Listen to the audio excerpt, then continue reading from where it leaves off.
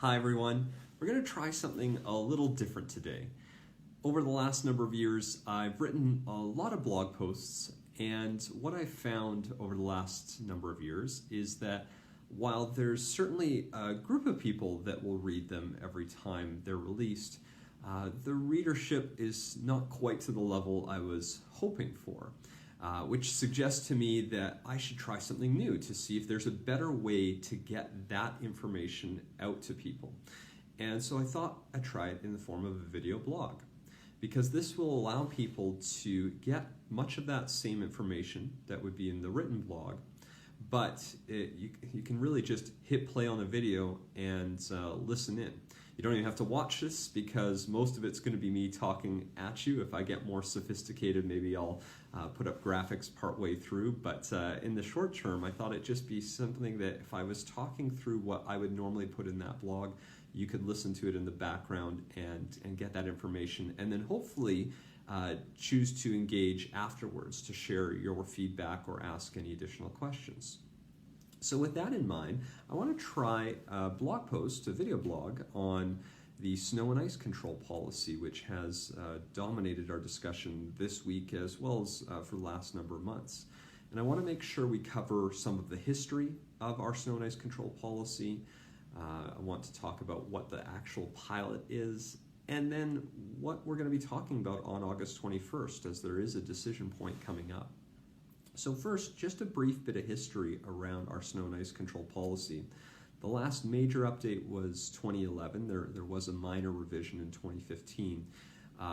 But this is a good opportunity for us to really make sure we are adjusting to changing weather patterns. We're seeing far more freeze-thaw cycles than we have in years past. And you're seeing that through freezing rain, and that creates a different set of challenges that we have to manage. So before that, we had really only updated it back in 2006, and that was the first time we introduced neighborhood blading, because prior to that, it wasn't built into that snow and ice control policy. What's probably most interesting, and something that I feel has been left out of these discussions right now, is that for years, at least as far back as 2001, the city's not only been plowing and using sand, we've also been using salt and calcium chloride. So while those have received a lot of the attention, I don't think many people actually realize that this is something the city's always been using. The difference, of course, is that we're using it to a slightly increased level, but that's always been part of what the city's used as a tool to try to manage snow and ice on our roads. I'm actually going to put in a chart in the comments of the video below so that you can see for yourself what we've been doing over the years. And you'll note there was certainly an outlier in the 2017-2018 winter season where the city first really started using calcium chloride. There was a substantial uptick in it. But even this past winter, it was used much more in line, albeit slightly larger still than what we had been doing in years past. And that's not to suggest that we should or we shouldn't be using this solution anymore, but I think it's important that we reference that, because I've heard some people say, well, end the pilot. And sure, we could do that, but that doesn't actually stop the use of the solution that we've been using for years. What I think people want to chat about, and probably where we need to be going, is actually chatting about, should we be using salt or calcium chloride at all? Because those are the solutions that I think people have concerns about. And we also have to maybe break those two out, because is there a difference between salt and calcium chloride? And from what we've been told, the answer is yes. We know that there's inhibitors that are built into calcium chloride. And if you'll see that chart below, you're going to notice that we used a lot of salt this past year, far more than in years past. And all of this needs to come together when we're having this conversation, because the pilot was really designed in a way to see if we can provide better service using the same budget. We are often asked, why can't our snow removal be more like Winnipeg or Montreal, even some of the surrounding municipalities like St. Albert? And if you look at what many of those cities do, almost every city uses calcium chloride to some extent. Every city uses salt. Even here in the city, the province has been using calcium chloride on the Henday for years. And so that was one of the things that we were learning from other cities, is that depending on the temperatures, depending on the road conditions, depending on a variety of circumstances, they had different tools for different scenarios. In Edmonton, while we had been using salt and calcium chloride for years, sand was by far and away our default option. But we've learned that it's actually didn't give us the safety I think we all thought it might have.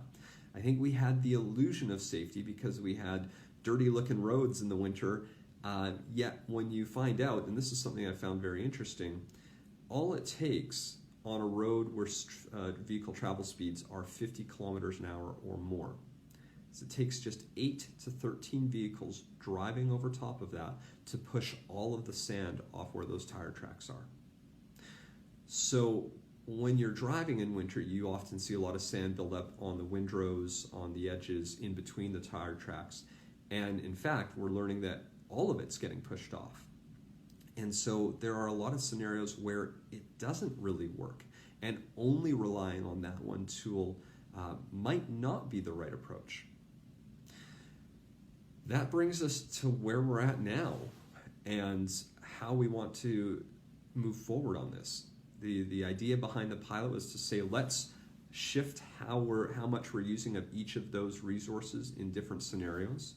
Let's measure the traction, let's measure safety. Also, let's measure any potential cost implications, both to private infrastructure and to public infrastructure. Are there trade-offs? Because I think, the answer is yes, but to what extent? And on top of that, one other thing we need to think about is there a difference between using salt and or calcium chloride on our roads compared to our sidewalks? Because this past winter, we tested the use of calcium chloride on certain sidewalks, multi-use trails, a couple of bike lanes, and generally speaking, we saw those sidewalks and trails down to bare pavement almost all winter long. And the trade-off in that scenario is a little bit different, because really that's impacting shoes, it's impacting carpets if you don't clean off the shoes coming in. But what we heard from some of the senior centers that we were testing this at is that they saw a significant improvement in safety on those walkways. So when we're debating this, do we have to break those two out? Because maybe you don't use certain tools on certain types of surfaces like roads, but maybe you use those tools on other surfaces because the trade-off is worth it. And I'm glad we have been piloting this, right? I know that there is this concern, and we've seen some examples. Some people have come forward to say, here's the visual impact. And what we're trying to understand is that because we've always been using it, is there a tipping point? Is there a point at which when you start using at a certain level more of an impact? Because if there is an impact, you would think we would have seen a lot of that over the years leading up to this. And maybe it is the fact that it actually was building up over time, but we didn't truly see the visual piece until now. It wasn't in our stream of consciousness, so maybe we weren't even looking for it. And that could be another factor we need to think about. So really interesting discussion. What's coming forward on August 21st is a report that will have a lot of details, a lot of scientific studies that actually show pros, cons, actual impacts to things like traction, actual things like impact to safety on roads, on sidewalks, on these different surfaces. And we'll bring all of that information together. It's all going to be public information for everyone, and use that to inform a decision on what we want to do going forward. Because there's a lot of different options. But if we truly do have, and I've heard from a lot of people who have concerns with salts or calcium chloride usage, we might want to say, well, don't just stop the pilot, stop using it entirely. But if we do that, we also have to understand the trade-offs, because we're not going to simply throw sound down on every day on every road, because as mentioned earlier, it's effective in certain situations, but not all of them. So if we're not using some of those tools, what does that mean for roadway conditions? Maybe there's a situation in which we say, hey, if we're not comfortable using salt or calcium chloride, there might be certain weather conditions and road conditions where we just don't put anything down. And we say to everyone, hey, make sure you're driving even more carefully, because we don't want to use those solutions in this scenario or use those tools to help. One option. I don't know if that's the right option. I'm not set on any one outcome. I just want to make sure that when we're making a decision later this year, that we're doing it with all of the details in front of us, that we're not making a knee-jerk reaction, because I do worry sometimes that when we get into passionate issues like this, we rely almost exclusively on anecdotal information. And when we have something like this where we can get proper scientific data, let's use it. Let's make sure we're fully informed. Let's make sure we understand the pros and cons of all of those tools, including sand too, right? We should make sure we're comparing this all. And then let's make that decision. So certainly I've heard concerns. I want to understand to what degree we're actually seeing impacts. And I want to make sure that if we choose not to use a certain tool or a combination of tools, what that actually means for the service standards in our winter time here in the city. Because we do keep getting asked for better services in the winter, more snow clearing, more areas where you do that. And if we're not going to use certain tools and we're going to rely really on a couple of tools, there comes a point where if you want better services, we have to then just simply increase the budget to hire on more equipment and more staff, which very well might be what we want to do, but let's understand again the cost of that as well. Because if we don't know that and we simply say, well, we don't want to use one and let's use the other, but it's going to cost us tens of millions of dollars more a year to deliver that better service, maybe we don't want to do that either. So lots of factors to consider. I hope this has helped shed a bit of light into what we've been dealing with here, and recognizing that it actually hasn't been, over the last 3 years, the first time the city's only been using sand and calcium chloride. It's just we've been using it to different levels than we have in years past. And knowing that, hopefully we can have a more fulsome discussion coming this August 21st. But I'd love to hear your feedback, right? When we're thinking about this, you may have seen that visual impact, and that's an important story to share. But I think the biggest question I want to make sure I'm asking people is, what service standards do you want to see?